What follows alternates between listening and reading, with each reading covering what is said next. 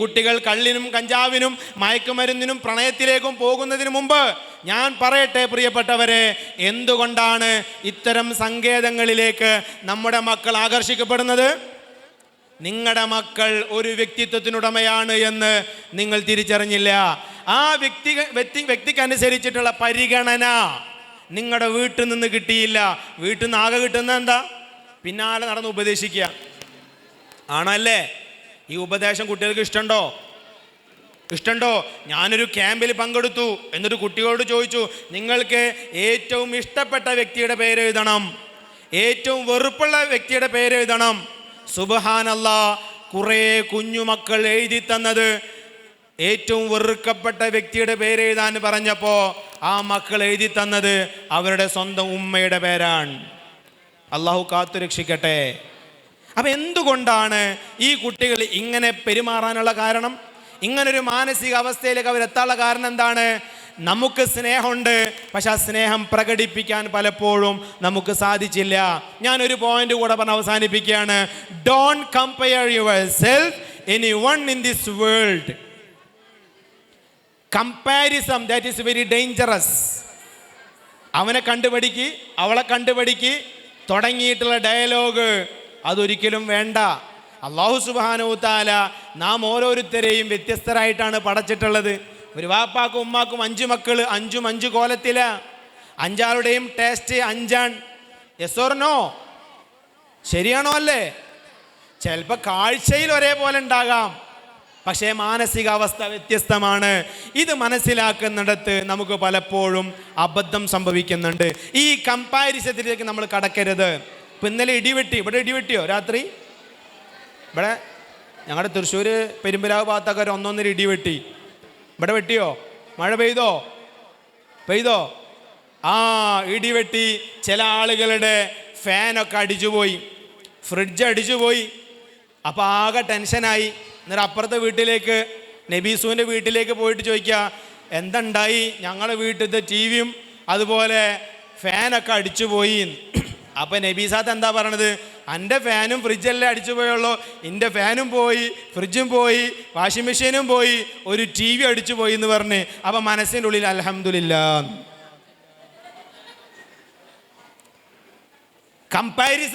കമ്പാരിസം. മറ്റുള്ളവരുടെ സുഖദുഃഖങ്ങളിൽ നമ്മുടെ സുഖദുഃഖങ്ങളെ കണക്ട് ചെയ്യേണ്ടതില്ല. അള്ളാഹു എനിക്ക് തന്ന സൗഭാഗ്യം, എനിക്ക് തന്ന അവസരങ്ങൾ, എനിക്ക് തന്ന പരീക്ഷണങ്ങൾ, അതൊക്കെ ഞാൻ നേരിടണം. അപ്പോൾ ചുരുക്കത്തിൽ എൻ്റെ പ്രിയപ്പെട്ടവരെ, നമ്മുടെ മക്കളെ നമുക്ക് ഉയർത്തണം, വളർത്തണം. ഈ ദുനിയാവിലും നാളെ ആഖിറത്തിലും നമുക്ക് ഉപകാരപ്പെടുന്ന മക്കളായിട്ട് നമുക്ക് വളർത്തിക്കൊണ്ടുവരണം. അതിന് വേണ്ട പ്രധാനപ്പെട്ട ഒരൊറ്റ പോയിന്റ് പറഞ്ഞ് ഞാൻ അവസാനിപ്പിക്കാം. മക്കളെ അറിയുക. നിങ്ങളുടെ മക്കളെ നിങ്ങൾക്ക് അറിയില്ലേ? ആരാന്നറിയില്ലേ കൂട്ടത്തിന്ന്? ആ അറിവല്ല പറഞ്ഞത്. ആ അറിവ് നിങ്ങൾക്ക് ഉണ്ടല്ലോ.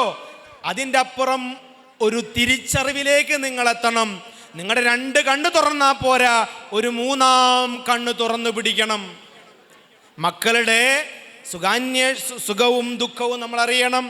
അവൻ്റെ മനസ്സിൽ വരുന്ന വ്യത്യാസങ്ങൾ അറിയണം. എല്ലാം അറിഞ്ഞുകൊണ്ട് ചേർത്ത് പിടിക്കാൻ പ്രിയപ്പെട്ടവരെ നമുക്ക് സാധിക്കണം. അങ്ങനെ വരുമ്പോൾ ആ കുട്ടികൾ വളർന്നു വരും. ഞാൻ പറയട്ടെ, നമ്മുടെ മക്കളെ ഉന്നത വിദ്യാഭ്യാസത്തിന് കൊണ്ടുപോകണം. ഗൾഫ് ഇനി അധികം പ്രതീക്ഷിക്കാൻ പറ്റുമോ? ഇവിടെ നമുക്ക് ഒരു സുരക്ഷിതത്വമുള്ള ഒരു മേഖലയാണ് ഗവൺമെൻറ് സർക്കിൾ എന്ന് പറഞ്ഞാൽ. ശ്രദ്ധിക്കുന്നുണ്ടോ? ഒരു ജോബ് സെക്യൂരിറ്റി എല്ലാം ഉള്ള ഒരു മേഖലയാണ് ഇന്ന് നമ്മുടെ ഗവൺമെൻറ് സെക്ടർ എന്ന് പറഞ്ഞാൽ. അപ്പം നമ്മുടെ തറവാട് കൂട്ടായ്മയിൽ എത്ര കുട്ടികളാണ് ഇപ്പോൾ പഠിക്കുന്നത്? ആ കുട്ടികൾക്ക് ഒരു സ്പെഷ്യൽ ട്രെയിനിങ് കൊടുത്ത് അതിലെ IPS, IFS, IAS പോലെയുള്ള സിവിൽ സർവീസ് മേഖലയിലേക്കുള്ള ഒരു റിക്രൂട്ട്മെൻറ്റ് നിങ്ങളുടെ ഈ പുതിയ വീട്ടിൽ തറവാട്ടിൽ നിന്ന് തുടക്കം കുറിക്കട്ടെ. അതേപോലെ നല്ല പണ്ഡിതന്മാരാക്കാൻ കഴിയുന്ന കുട്ടികൾ എത്ര പേരുണ്ട്? അവരെ മതഭൗതിക സമന്വയ സാങ്കേതിക വിദ്യകളൊക്കെ പഠിപ്പിച്ചുകൊണ്ട് നല്ല കഴിവുറ്റ, നല്ല മേന്മയുള്ള പണ്ഡിതന്മാരാക്കി നമുക്ക് വളർത്താൻ സാധിക്കും. നല്ലൊരു ഡോക്ടർ, നമുക്ക് വരട്ടെ, എൻജിനീയേഴ്സ് നമ്മുടെ തറവാട്ടിൽ നിന്ന് രൂപപ്പെട്ട് വരട്ടെ. ഞാൻ പറയുന്നത് ചെറിയ മക്കളെ നിങ്ങൾ സംഘടിപ്പിച്ചുകൊണ്ട്, നിങ്ങളുടെ പുതിയ വീട്ട് തറവാട്ടിലെ മുഴുവൻ കുട്ടികളെയും സംഘടിപ്പിച്ചുകൊണ്ട് നല്ല ട്രെയിനിങ് കൊടുക്കണം, നല്ല ഗോൾ സെറ്റ് ചെയ്ത് കൊടുക്കണം, ഫ്യൂച്ചർ പ്ലാൻ തയ്യാറാക്കി കൊടുക്കണം. നമ്മുടെ കമ്മ്യൂണിറ്റിക്ക് വന്ന അപകടം ഞാൻ പറയാം. മോളെ എത്രയിലപ്പോൾ പഠിക്കുന്നത്? 10 കഴിഞ്ഞു. എന്നിട്ടോ ഇനി അടുത്തെന്താ പരിപാടി? +1 പഠിക്കണം. ഏതാ എടുക്കണത്? ഏതാ? കൊമേഴ്സ് ആണോ, പിന്നെ ഹ്യൂമാനിറ്റീസ് ആണോ, സയൻസ് ആണോ? ആ കുട്ടി പറയാണ് ഞാൻ തീരുമാനിച്ചിട്ടില്ല. വേറൊരു കുട്ടിയോട് ചോദിച്ചു, മോളെ ഏതാ എടുത്ത്? ഞാൻ കൊമേഴ്സ്. എന്താ കൊമേഴ്സ് എടുത്ത്? അതിൻ്റെ കൂടെയുള്ള കൂട്ടുകാരികളൊക്കെ എടുത്തത് ഏതാ? Commerce. What is my strength, what is my weakness എന്ന് അനലൈസ് ചെയ്തുകൊണ്ട് കുട്ടികൾ കോഴ്സ് സെലക്ട് ചെയ്യണം. ഞാൻ പറയട്ടെ, നമ്മുടെ മക്കൾക്ക് അങ്ങനെ ഒരു ട്രെയിനിങ് കൊടുത്തോ? നിങ്ങൾക്കറിയോ ഏതാ വേണ്ടതെന്നുള്ളത്? സൈനബാൻ്റെ മോള് അല്ലെങ്കിൽ ഫാത്തിമാൻ്റെ മോള് കൊമേഴ്സാ, നിൻ്റെ മോള് എടുത്തോട്ടെ. അങ്ങനല്ല. എൻ്റെ മോളുടെ കപ്പാസിറ്റി എന്താണ്? വാട്ട് ഈസ് ഹെർ പാഷൻ, എന്താണ് അവിടെ താല്പര്യം എന്ന് മനസ്സിലാക്കാൻ രക്ഷിതാക്കളായി നമുക്ക് കഴിയണ്ടേ? അപ്പം നമുക്കതിൻ്റെ അറിവ് വേണം. ഇല്ലെങ്കിൽ അറിവുള്ളവരെ വിളിച്ച് ട്രെയിനിങ് കൊടുത്ത് നല്ലൊരു വിദ്യാഭ്യാസ വിപ്ലവത്തിലേക്ക് പുതിയ വീട്ട് തറവാട്ടിൽ നിന്ന് വിപ്ലവങ്ങൾ ജനിക്കട്ടെ എന്ന് ഞാൻ ആശംസിക്കുകയാണ്. കൂട്ടത്തിൽ ഇവിടെ വെല്ലിപ്പമാരുള്ളത് കൊണ്ട് ഞാനൊരു വിഷയം പറഞ്ഞ് അവസാനിപ്പിക്കാം. വെല്ലിപ്പമാരുണ്ട്, വെല്ലിമ്മമാരുണ്ട്. ഒരു ചെറിയ കുട്ടി, ആ കുട്ടി വന്നിട്ട് വെല്ലിപ്പ ചാരു കസേരയിൽ കിടക്കുന്ന വെല്ലിപ്പാട് പറയാണ്, വെല്ലിപ്പ ഒന്ന് കണ്ണടച്ചേ. ചെറിയ കുട്ടി വന്നിട്ട് എന്താ പറയണത്? വെല്ലിപ്പ ഒന്ന് കണ്ണടയ്ക്കുന്നു. അപ്പോൾ വെല്ലിപ്പ ചോദിച്ചു, എന്തിനാ കണ്ണടക്കണത്? അല്ല, വെല്ലിപ്പ കണ്ണടക്കുന്ന്. അതെന്തിനാടാ കണ്ണടക്കുന്നത്? അതെ, എൻ്റെ ഉമ്മ അടുക്കളയെന്ന് പറഞ്ഞു, എന്നാണ് വെല്ലിപ്പാൻ്റെ കണ്ണടയാണ് അന്ന് വീട്ടിൽ സമാധാനം ഉണ്ടാവും. ആ നിഷ്കളങ്കനായ കുട്ടി എന്താ മനസ്സിലാക്കിയത്? ജസ്റ്റ് കണ്ണടച്ചാൽ മതി എന്നാണ്. ഉമ്മ എന്താ അർത്ഥം വെച്ച്? ഒറിജിനൽ കണ്ണടക്കല. അപ്പം ഇങ്ങനെ പരുപരുത്ത ശൈലിയിലുള്ള കുറേ വെല്ലിപ്പമാരും വെല്ലിമ്മമാരൊക്കെ പല വീടുകളിലുണ്ട്. എൻ്റെ പ്രിയപ്പെട്ട ഉപ്പമാരെ, വെല്ലിപ്പമാരെ, വെല്ലിമ്മമാരെ, നമ്മളെ കാണുമ്പോൾ, നമ്മളെ കേൾക്കുമ്പോൾ നമ്മുടെ പേരമക്കൾക്ക് ഹൃദയത്തിൻ്റെ ഉള്ളിൽ വൈകാരികത വേണ്ടേ? നമ്മൾ സുഖമില്ലാതെ കിടക്കുന്നു എന്ന് കേൾക്കുമ്പോഴേക്കും നമ്മുടെ പേരക്കുട്ടികൾ നമ്മുടെ സുഖവിവരം അന്വേഷിക്കണ്ടേ? നമ്മൾ മരിച്ചു എന്ന് കേൾക്കുമ്പോൾ സങ്കടത്തോടുകൂടെ ഒരു ഫാത്തിഹ ഓതണ്ടേ, ഒരു യാസീൻ ഓതി തരണ്ടേ, ഹദിയ ചെയ്യണ്ടേ?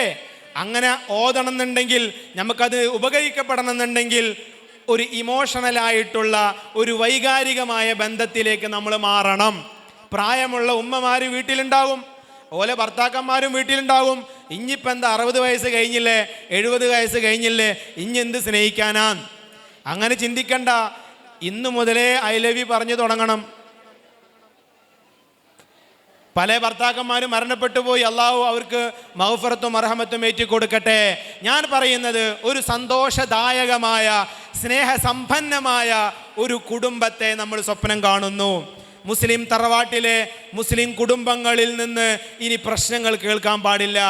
ഓരോ കുടുംബങ്ങളും, ഇത് പുതിയ വീട്ടിലെ ഒരു തറവാട് സംഗമമാണ്. ഞാൻ നിങ്ങളോട് പറയുന്നു, പുതിയ വീട്ട് തറവാട്ടിൽ നിന്നും ഒരു പ്രശ്നങ്ങളും കേൾക്കാൻ പാടില്ല. അത് നിങ്ങൾ കാരണവന്മാരും ഒരു കൂട്ടായ്മ സംഘടിപ്പിച്ചുകൊണ്ട് നിങ്ങളത് ക്ലിയർ ചെയ്യണം. ഒരു പ്രശ്നവും കുടുംബ കോടതിയിലേക്ക് എത്തരുത്. അത് നിങ്ങൾ സോൾവ് ചെയ്യണം. ഇടപെടാൻ ഒരു ടീമുണ്ടെങ്കിൽ ഒരു ധൈര്യം, ഇടപെടാൻ ഒരു കൂട്ടായ്മയുണ്ട് എന്നത് ഒരു വല്ലാത്ത ധൈര്യമാണ്. നിങ്ങളുടെ ഈ പുതിയ വീട്ട് തറവാടിൻ്റെ ഈ ഒരു കെട്ടുറപ്പും ഈ ഒരു കൂട്ടായ്മയും സമ്പന്നമായി മുന്നോട്ട് കൊണ്ടുപോകട്ടെ എന്ന് ആശംസിച്ചുകൊണ്ട് എൻ്റെ വാക്കുകൾ ഉപസംഹരിക്കുന്നു. എൻ്റെ ചിതറിയ വാക്കുകൾക്ക് കാതോർത്ത നിങ്ങൾക്ക് എല്ലാവിധ സന്തോഷവും അറിയിച്ചുകൊണ്ട് വആഖിറു ദഅവാന അനിൽ ഹംദുലില്ലാഹി റബ്ബിൽ ആലമീൻ. അസ്സലാമു അലൈക്കും വറഹ്മത്തുള്ളാഹി.